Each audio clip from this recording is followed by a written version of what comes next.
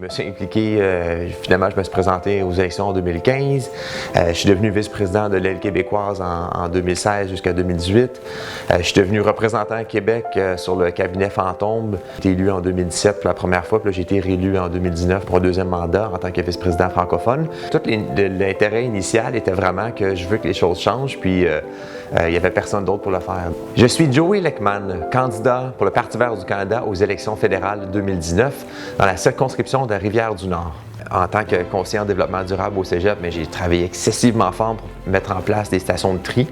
En tant qu'élu à la ville de Prévost, j'ai travaillé très fort avec mes collègues et les fonctionnaires pour qu'on mette en place le virage vert qui va faire de Prévost une des villes les plus vertes au Québec. Je suis cohérent, je mets les choses de l'avant, puis je pense que si j'étais à Ottawa, je pourrais en faire juste davantage. Ce que je veux faire, c'est d'amener tous les changements que j'ai réussi à accomplir ici, puis amener ce type de changement à Ottawa. Je vais amener une dynamique de collaboration. Je vais défendre les intérêts de toute mon âme et mon cœur parce que je pense qu'on doit avoir un système en place qui assure la pérennité puis la justice pour tout le monde, pour les générations futures.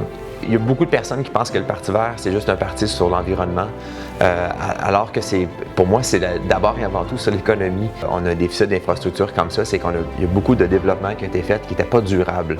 Autrement dit, je fais une route le plus rapidement possible pour satisfaire mes électeurs pour être élu dans 4 ans. Or, si j'avais mis 2 pouces de bitume de plus, la durabilité aurait été énormément plus. Peut-être que ça aurait été moins rapide dans l'implantation de cette route-là, mais au final, elle serait moins mal gagnée aujourd'hui. C'est la même chose pour les pompes, pour les systèmes d'assainissement des eaux.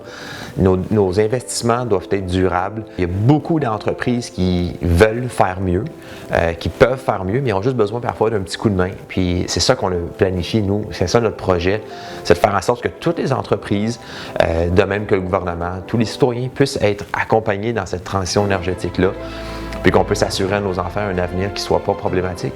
C'est un paradigme complètement différent. Ça fait peur à certains, mais au final, je pense que le modèle qu'on propose, ça ressemble beaucoup plus à la Scandinavie, à la Nouvelle-Zélande qu'aux États-Unis.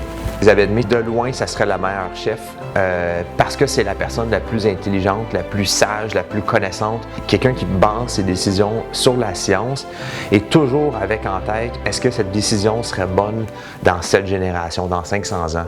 C'est pour ça que le 21 octobre 2019, avec un vote vert, on peut changer notre pays et choisir notre avenir. N'oubliez pas d'aller voter, c'est important.